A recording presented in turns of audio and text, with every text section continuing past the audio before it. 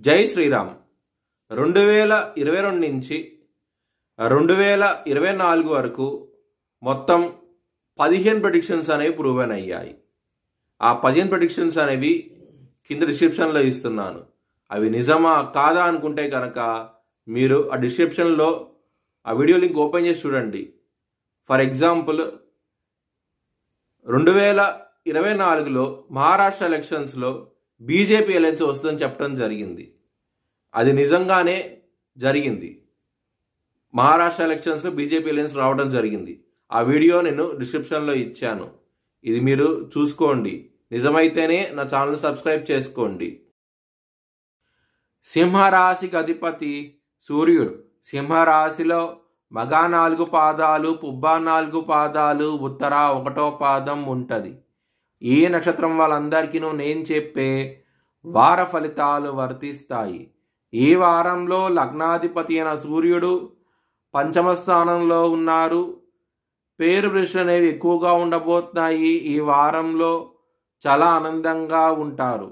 6వ స్థానం అధిపతి అయిన శని సప్తమ స్థానంలో శుక్రుడితో కలిసి ఉండటం మూలంగా చాలా మంచి డెవలప్మెంట్స్ అంటూ ఉంటాయి. ముఖ్యంగా మ్యారేజ్ కన్ఫర్మ్ అయ్యే అవకాశాలు ఎక్కువగా ఉన్నాయి.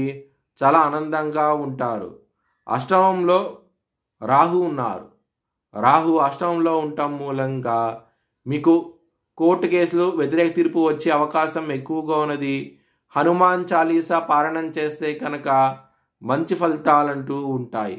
దశమంలో గురువు ఉన్నారు కాబట్టి కెరియర్ పరంగా ఎక్సలెంట్గా ఉండబోతోంది. ఈ వారం అనేది అవార్డ్స్ రివార్డ్స్ వచ్చే అవకాశం ఎక్కువగా ఉన్నది. 12వ స్థానంలో కుజుడు నీచబడి ఉన్నారు. ఖర్చు పరంగా మాత్రం విపరీతంగా ఉండే అవకాశం ఎక్కువగా ఉన్నది. కొంచెం జాగ్రత్త అంటూ ఎక్కువ తీసుకోండి.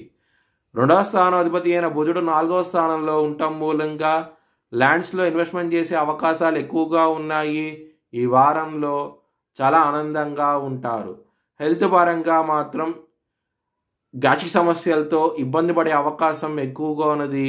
మీరు హనుమాన్ చాలీసా పారాయణం చేస్తే కనుక మంచి ఫలితాలంటూ ఉంటాయి.